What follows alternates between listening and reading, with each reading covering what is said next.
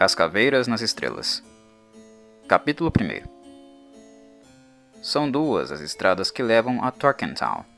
O caminho mais curto e direto percorre uma charneca alta, e o outro, bastante mais comprido, serpenteia tortuosamente por entre os cabeços e atoleiros dos pântanos, na orla dos montes baixos para o oriente. Trata-se de um carreiro perigoso e enfadonho, de modo que Solomon Kane se deteve estupefato quando um rapaz esbaforido, vindo da aldeia que acabara de deixar para trás, o alcançou e lhe rogou por amor de Deus que tomasse o caminho do pântano. O caminho do pântano? Kane olhou espantado para o rapaz. Era um homem alto e magro. Este Solomon Kane, de uma palidez ensombrada e olhos fundos melancólicos que o pesado trajo de puritano tornava ainda mais sombrios. Sim, senhor. É muito mais seguro, respondeu o rapazito. Satanás em pessoa deve assombrar a estrada da charneca, então que os teus compadres me avisaram para não viajar pela outra. É por causa dos atoleiros que podeis não ver no escuro. É mesmo que volteis à aldeia e prossigais viagem de manhã, senhor? Pelo caminho do pântano? Sim, senhor. Kane encolheu os ombros e abanou a cabeça. A lua irá se nascer mal o sol se ponha. Se for pela charneca ou luar, estarei em Torkentown numa questão de horas. O senhor é melhor não ir. Ninguém vai por aí. Não há casa nenhumas na charneca, enquanto no pântano sempre há a casa do velho Ezra, que vive lá sozinho desde que o maluco do primo, Gideon, fugiu e morreu no pântano e nunca foi encontrado. E o Ezra, apesar de avarento, não vos recusaria albergue se quisesseis descansar até de madrugada. Se tendes mesmo que ir, ide pelo caminho do pântano. Kane lançou um olhar penetrante ao rapaz que se mostrou atrapalhado e arrastou os pés pelo chão. Se a charneca é tão inclemente para com os viajantes, respondeu o puritano, para que tanto segredo em vez de me contardes toda a história? As pessoas não gostam de falar disso. Tínhamos esperança que fosseis pelo caminho do pântano, como os homens aconselharam, mas quando fomos espreitar e vimos que o senhor não tinha virado na bifurcação, mandaram-me correr atrás de vós para vos pedir que mudasseis de ideia. Com 1000 diabos! Exclamou Kane bruscamente. A imprecação pouco habitual revelava sua irritação. É o pântano. É a charneca. Que há ali de tão ameaçador que me obriga a fazer um desvio de quilômetros para me arriscar pelo lodo e pela lama? Vede bem, senhor, disse o rapaz, baixando a voz e aproximando-se. Somos gente simples que não gosta de falar dessas coisas. Não adivinha daí má sorte, mas a estrada da charneca é um caminho maldito, que há mais de um ano não é percorrido por pessoas do campo. Andar pelos montes à noite é a morte certa, e já boas dúzias de desgraçados a encontraram. A estrada está assombrada por uma aberração qualquer que devora todos os homens. E que aberração é essa? Ninguém sabe. Ninguém que a tivesse visto sobreviveu para contar, mas quem sai à noite ouve gargalhadas terríveis vindas da Lesíria, e há quem tenha ouvido os gritos de suas vítimas. Senhor, rogo-vos por Deus, volta para a aldeia e passai lá à noite, para que tomeis amanhã o carreiro através do pântano. Uma lua cintilante surgiu no fundo dos olhos melancólicos de Kane, como uma vela de feiticeira nas profundezas de um glaciar cinério. O sangue avivou-se. A aventura. O fascínio do risco e da batalha. O frêmito de loucas e perigosas emoções. Não que Kane reconhecesse estas sensações como tal. Acreditava sinceramente dar voz a sentimentos genuínos quando afirmou: estes são atos de uma potência maligna. Os senhores das trevas amaldiçoaram o campo. É preciso um homem de firmeza para defrontar Satanás e as suas forças. Por isso, irei lá eu, que tantas vezes o desafiei. Senhor, começou o rapaz, mas fechou a boca Ao aperceber-se de que era inútil discutir, limitou-se a acrescentar: os cadáveres das vítimas são pisados e desfeitos. Deixou-se ali ficar na encruzilhada a suspirar de arrependimento, enquanto observou a magra figura subir o caminho na direção da charneca. Era pôr do sol quando Kane alcançou o cume do monte baixo que desembocava na Lesíria.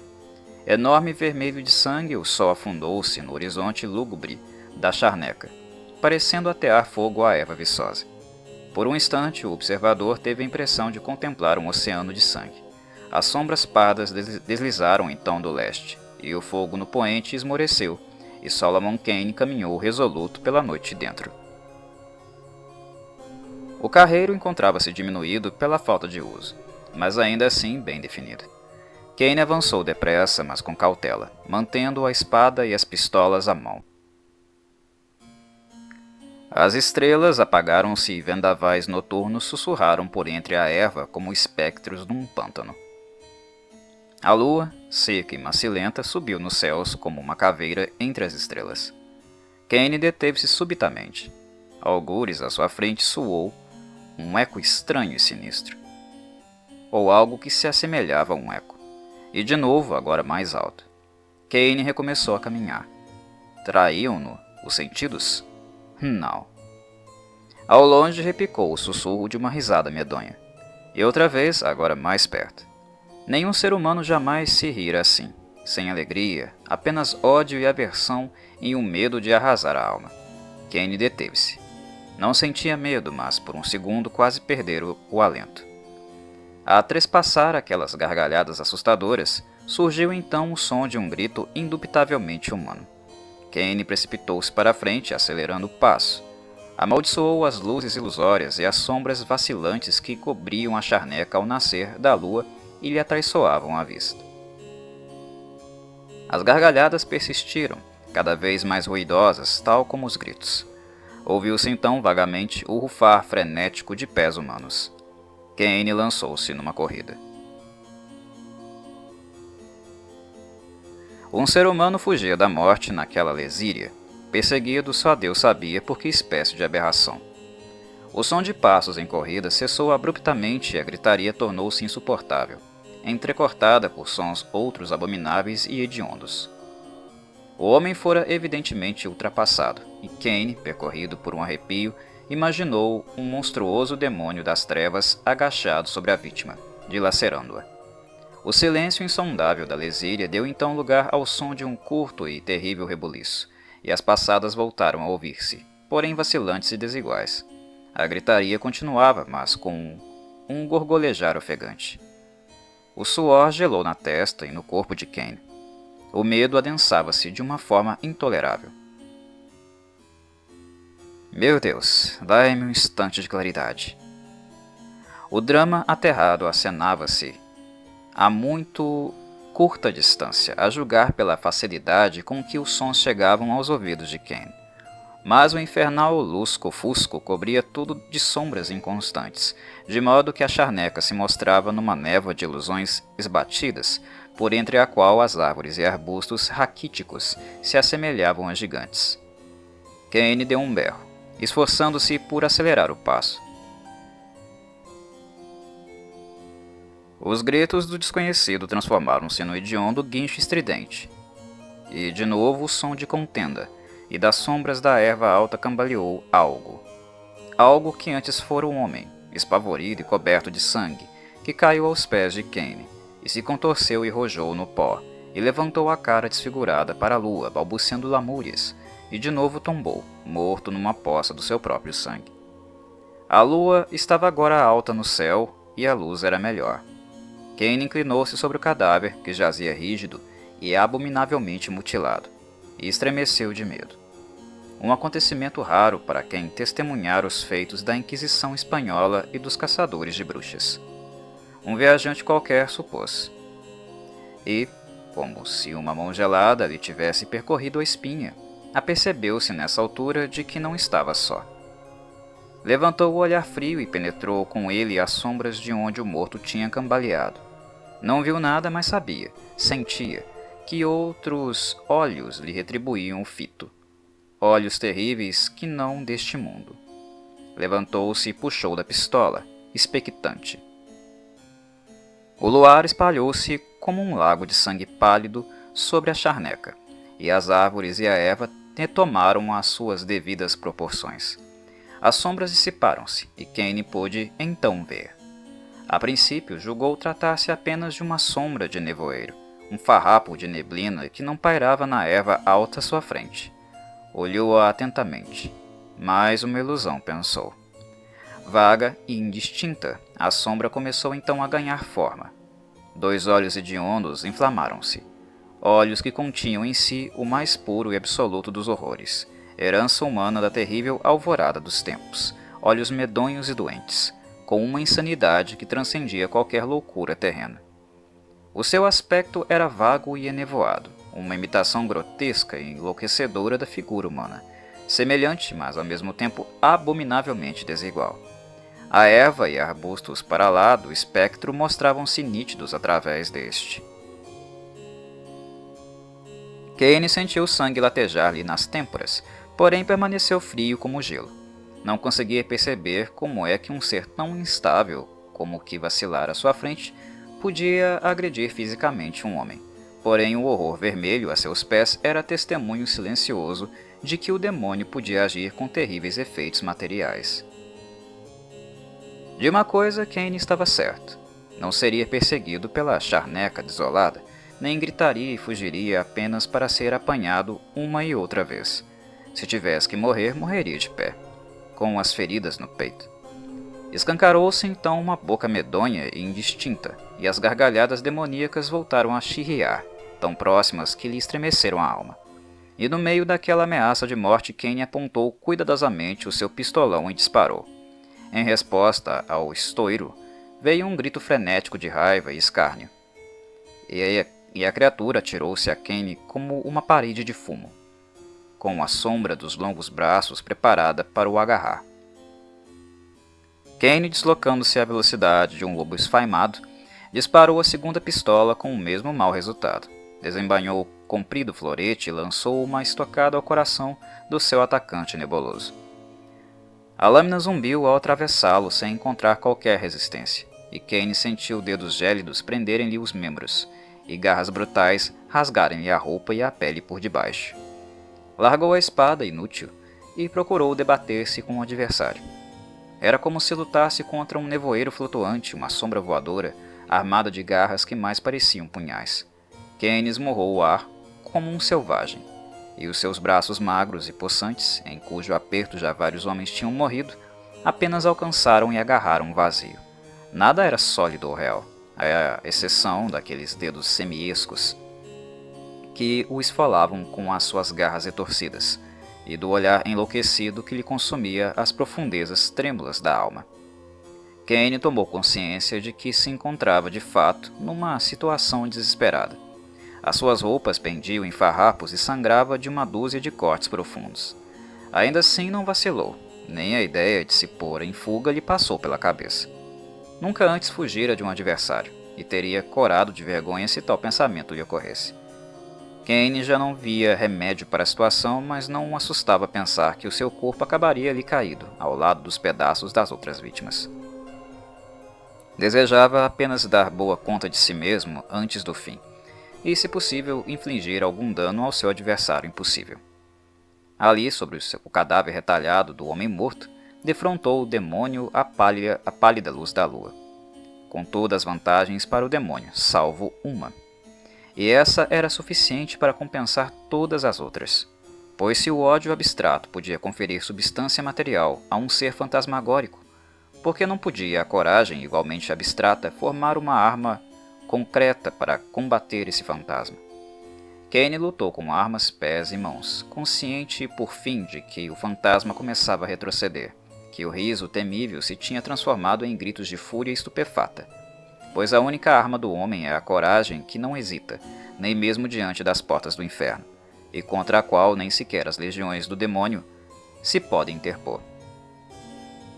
Kane ignorava tudo isto. Sabia apenas que as garras que lhe laceravam a carne pareciam enfraquecer e vacilar, que uma luz desenfreada se acendia naqueles olhos horríveis. Tonto e ofegante, lançou-se sobre o demônio, agarrou-o finalmente e atirou-o ao ar. E enquanto rebolavam pela charneca, o espectro se contorcia e envolvia os membros como uma serpente de fumo. Os cabelos de Kane eriçaram-se e uma sensação de formigueiro percorreu-lhe a pele, pois começava a perceber a algaraviada do monstro. Não a ouvia nem compreendia como alguém que ouve e compreende a fala de um homem. Mas os segredos assustadores que lhe eram comunicados em lamentos e sussurros e silêncios gritantes cravaram-lhe dedos de gelo e fogo na alma. E desta forma, ficou a saber. Capítulo 2. A cabana do velho Ezra, avarento, erguia-se no meio do pântano junto ao carreiro, parcialmente encoberta pelas árvores melancólicas que cresciam em redor. As paredes estavam podres, o teto ameaçava desabar e grandes monstros fungosos, pálidos e verdes, cresciam por toda a parte e enrolavam-se em volta das portas e das janelas, como que à espreita. As árvores, com seus ramos cinzentos entrelaçados, inclinavam-se sobre a habitação, fazendo aparecer um anão monstruoso agachado na sombra de uma multidão de ogros perversos. O carreiro, que serpenteava pelo pântano, por entre tocos podres, cabeços repugnantes e charcos espumosos infestados de cobras, vagueava para lá da cabana. Muitos passavam por ali hoje em dia, mas poucos viam o velho Ezra, salvo um vislumbre de uma cara amarelada, qual cogumelo disforme, a espreitar das janelas cobertas de fungos. O velho Ezra, avarento, possuía muitas das características do pântano, uma vez que o próprio era rugoso, arqueado e taciturno. Os seus dedos pareciam trepadeiras parasitas e as madeixas caíam como musgo sobre os olhos habituados ao escuro dos pântanos. Estes olhos eram como os de um morto, embora sugerissem profundezas abissais e repugnantes, comparáveis apenas às dos lagos inertes dos pântanos. Olhos que brilhavam agora para o homem parado defronte da cabana. O homem era alto, magro e moreno, de faces macilentas e arranhadas, e com faixas nos braços e nas pernas. Um pouco mais atrás encontrava-se um grupo de aldeões. Sois Ezra, do caminho do pântano? Sou. Que quer vós me ser? Onde está vosso primo Gideon, o jovem louco que reside convosco? Gideon? Sim. Fugiu para o pântano e nunca mais voltou. De certeza que se perdeu e foi atacado por lobos, ou morreu num atoleiro, ou foi picado por uma víbora. Há quanto tempo? Há mais de um ano. Sim. Escutai, ó Ezra Ávaro. Pouco após o desaparecimento do vosso primo, o homem do campo, retornando à casa pela charneca, foi assaltado por um demônio desconhecido que o fez em pedaços. Desde então, percorrer aquela charneca passou a significar morte certa. Primeiro foram os homens do campo e depois os estranhos que erravam pela Lesíria, a cair nas garras do monstro. Muitos têm morrido desde então. Ontem à noite atravessara eu a charneca, quando ouvi mais uma vítima em fuga, um estranho ignorante do mal que assombra aquele lugar. Ó Ezra Ávaro! Foi uma coisa medonha, pois o pobre diabo ferido de morte escapou 2 vezes ao monstro. E de cada vez o demônio apanhou-o e atirou-o novamente ao chão. Até que por fim caiu morto a meus pés, abatido com uma crueldade capaz de gelar a estátua de um santo. Os aldeões agitaram-se e trocaram murmúrios receosos, enquanto o velho Ezra lançou olhares furtivos em redor. No entanto, a expressão sombria de Solomon Kane não se alterou, e o seu olhar de condor pareceu trespassar o ávaro. Sim, resmungou apressadamente o velho Ezra. Uma coisa terrível. Mas por que me contais? Sim, é triste. Mas continuai a ouvir, Ezra. O demônio lançou-se das sombras e eu o defrontei, por cima do cadáver da vítima. É verdade que não faço ideia de como venci, já que a batalha foi árdua e demorada. Mas as forças do bem e da luz estavam do meu lado, e estas são mais poderosas do que as forças do inferno. Finalmente derrotado, o demônio afastou-se de mim e fugiu, ao que o segui em vão. Porém, antes de escapar, sussurrou-me a terrível das verdades. O velho Esdras sobressaltou-se, com um olhar assustado, e pareceu encolher. Mas por que me contais isto? Resmungou. Regressei à aldeia e contei a minha história, disse Cain, pois sabia ter agora o poder de livrar a Lesíria da sua maldição para todo sempre. Ezra, vinde conosco. Onde? Perguntou o avaro em sobressalto. Ao carvalho apodrecido na charneca. Ezra cambaleou como se tivesse levado uma pancada. Deu um berro incoerente e virou-se para fugir. Nesse mesmo instante, Cain gritou uma ordem, e 2 aldeões corpulentos precipitaram-se da multidão para agarrar o avaro. Arrancaram-lhe o punhal da mão atrofiada e manitearam-lhe os braços, arrepiando-se quando seus dedos se encontraram com a pele pegajosa do velho. Cain deu indicação para que o seguissem, e dando meia volta subiu o carreiro, seguido pelos aldeões, que se viram em apuros para arrastar o prisioneiro consigo. E assim atravessaram um pântano, tomando um caminho pouco utilizado que conduzia por cima dos pequenos montes até a Lesíria. O sol deslizava pelo horizonte abaixo e o velho Ezra observou intensamente, de olhos esbugalhados, como se não pudesse ver o suficiente. Ao longe, na Lesíria, erguia-se o enorme carvalho, como uma forca, agora não mais do que uma casca apodrecida. Solomon Kane deteve-se aí. O velho Ezra contorceu-se nas mãos dos seus captores e fez ruídos indistintos. Há um ano, disse Solomon Kane. Vós, temendo que o vosso primo louco Gideon contasse aos homens das vossas crueldades, para com ele levaste-o do pântano pelo mesmo caminho que hoje percorremos, e assassinaste-o aqui durante a noite. Ezra encolheu-se e rosnou. Não podeis provar tal mentira.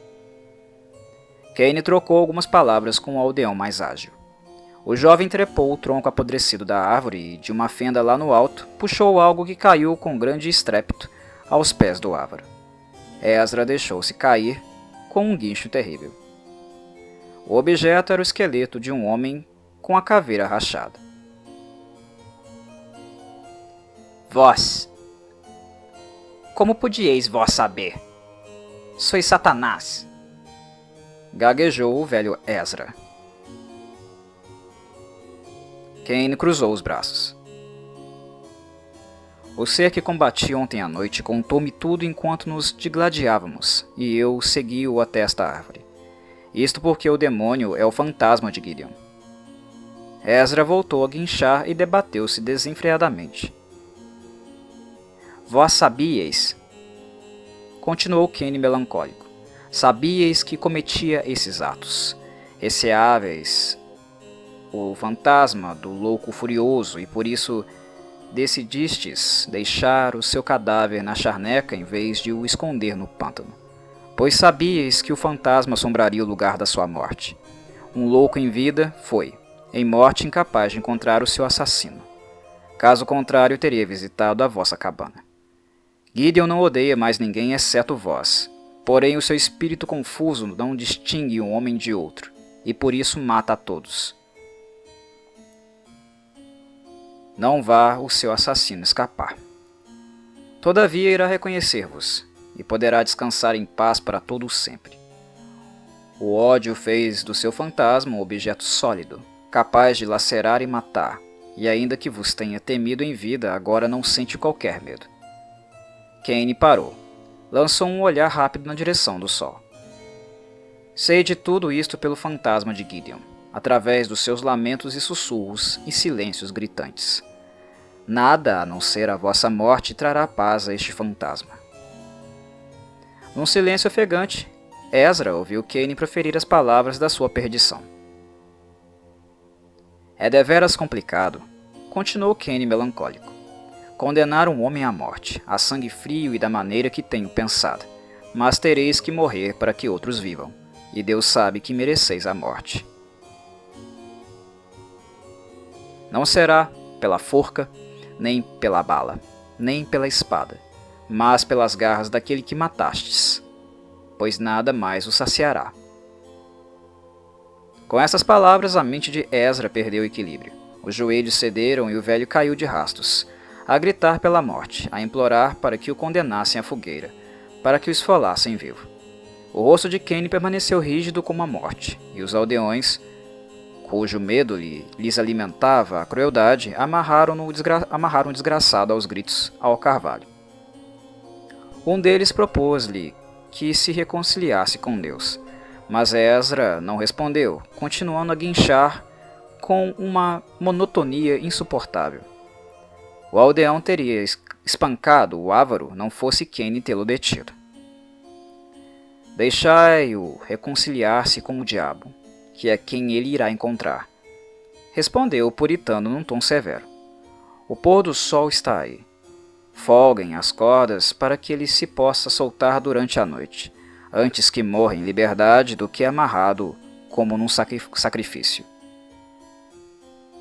Mal lhe viraram as costas, o velho Ezra resmungou numa algaraviada de sons desumanos e depois ficou mudo, observando o sol com uma intensidade terrível.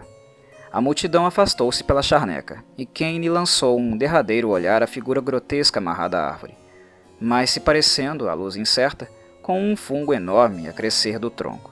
E de súbito, o avaro soltou um grito hediondo. A morte! A morte! Há caveiras nas estrelas! Apesar de retorcido, grosseiro e maldoso, teve uma boa vida. Suspirou Cain. Quiçá Deus reserve um lugar para almas destas, onde o fogo e o sacrifício as limpem das escórias, da mesma maneira que o fogo limpa a floresta dos fungos. Todavia pesa-me o coração. Mas, Senhor, falou um dos aldeões, não fizeste mais que a vontade de Deus, e só o bem advirá do ato desta noite. Não, respondeu Cain pesaroso. Não sei. O sol tinha se posto e a noite espalhara-se com uma velocidade assombrosa, como se grandes sombras se tivessem lançado de vazios desconhecidos para envolver o mundo na confusão das trevas. Da noite densa veio um estranho eco, e os homens pararam para olhar para trás, para o sítio de onde vieram. Não se podia ver nada. A Lesíria era um oceano de sombras e a erva alta em redor curvava-se em grandes ondas na aragem, quebrando o silêncio de morte com murmúrios ofegantes. A lua elevou-se então ao longe sobre a charneca, e por um instante recortou-se no seu disco vermelho uma silhueta sinistra. Uma figura cruzou a face da lua, arqueada e grotesca, com pés que mal pareciam tocar o chão, e logo atrás uma sombra esvoaçante, uma abominação sem forma nem nome. As duas formas aceleradas sobressaíram contra a lua por um instante, e logo se fundiram numa massa sem forma nem nome, para de imediato desaparecerem nas sombras. E ao longe, na Lesíria, ecoou o grito de uma única e terrível gargalhada.